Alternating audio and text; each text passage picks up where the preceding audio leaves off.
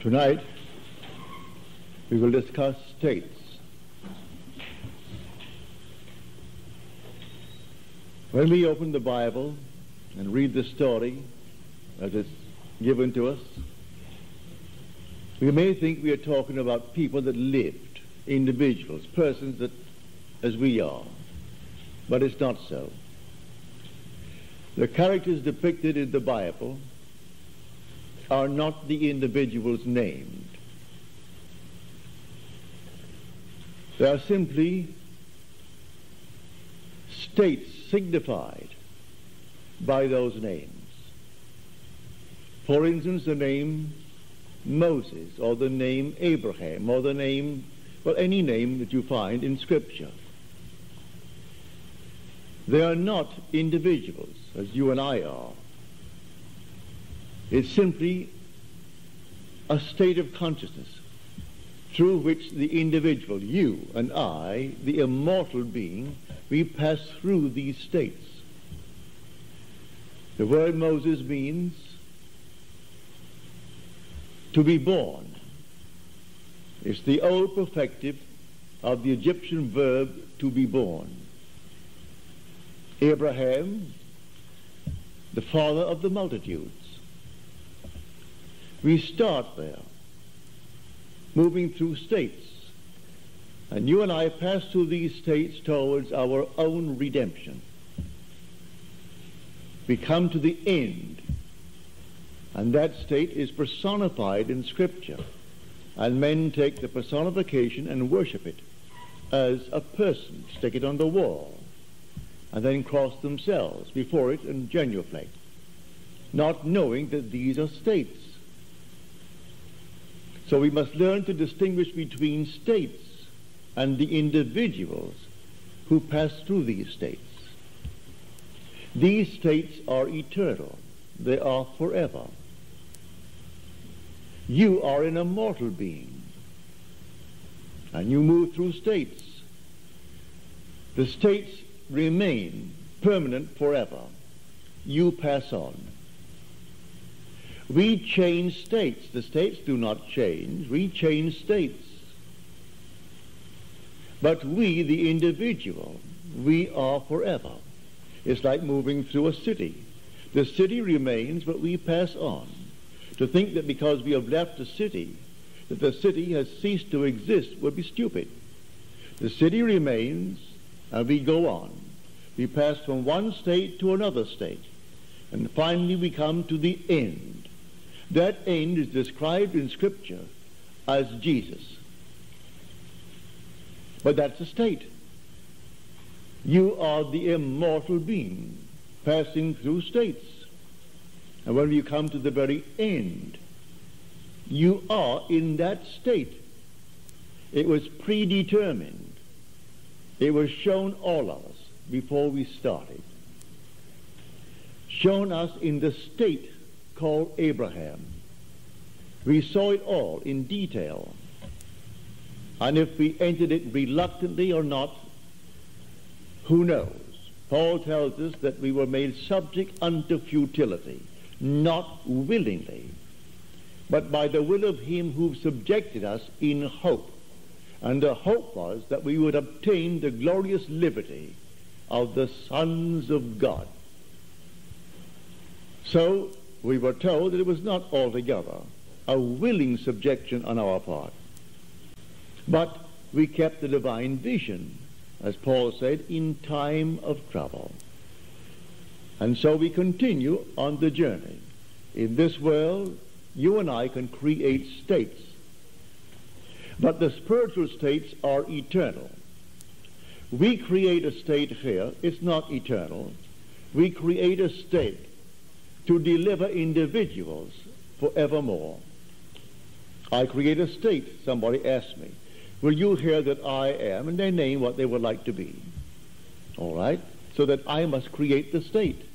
Knowing that he is now in a state that he dislikes, I must distinguish between the being and the state that he is in.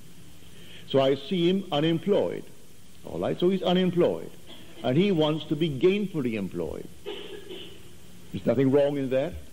So I represent him to myself as one who is gainfully employed, who has more than he's ever had before. To the degree that I am self-persuaded that he is what I have now imagined him to be, to that degree he will actually become it. I move him out of one state into another. But that state into which he fell remains for anyone to fall into it. And all can fall into it at the same time, for that matter. He's not the only occupant of the state of being unemployed. There could be millions being unemployed. And there could be millions who desire to be out of it. Many who are unemployed have no desire to be out of it. They prefer to be on welfare. That's their desire. Perfectly all right. But if someone desires to be gainfully employed and to leave the state of being unemployed, you and I can create that state. Well, how do I create the state? By using my imagination. Imagination is not a state.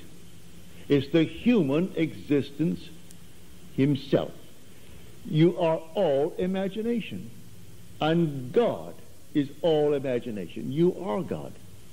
And God is actually within you as your own wonderful human imagination. Now, these permanent states of the soul, these spiritual states, they remain. You and I pass through them towards our own redemption. But in the interval, we meet a friend, and the friend is in need of help. And the help is to move him out of the state. I can give him money, but as Peter said, silver and gold have I not for thee, but such as I have give I unto thee. And he creates a state and takes the man from being a beggar, who's always begging on the corner, and puts him into a state where he jumps up with joy. He's now employed, not begging for money.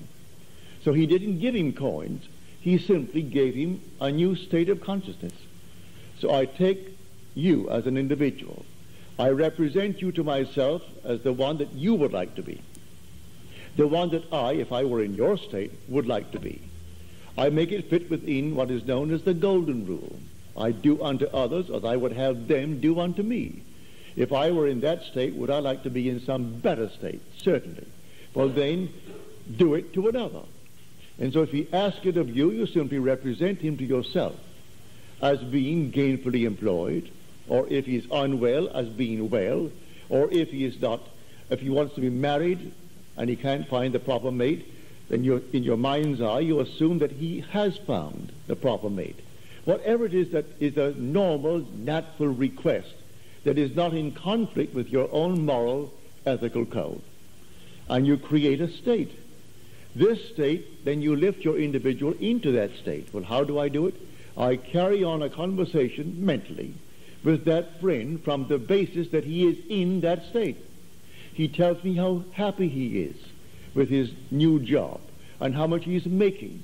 I see him in my mind's eye radiant. Well, then, am I self-persuaded that this imaginal act is a fact? Do I really believe in the reality of what I've done? Do I believe that imagining creates reality? I do. Well, then, to the degree that I am self-persuaded, he becomes the embodiment of what I've imagined him to be. These are states. So man must distinguish between the individual and the state that he is in. So Blake said, I do not consider the just or the wicked to be in a supreme state, but to be every one of them states of the sleep into which the soul may fall in its deadly dreams of good and evil, when it left paradise following the serpent of generation. So we came down to experience death, for this is a world of death, where everything appears, it waxes, it wanes, and it disappears. So everything dies in this world. No matter how long it seems to live, it dies eventually. So we come down into the world of death. And the last enemy to be destroyed or to be overcome is death. I enter death and then conquer death to prove that I cannot die. I am an immortal being, for I am all imagination.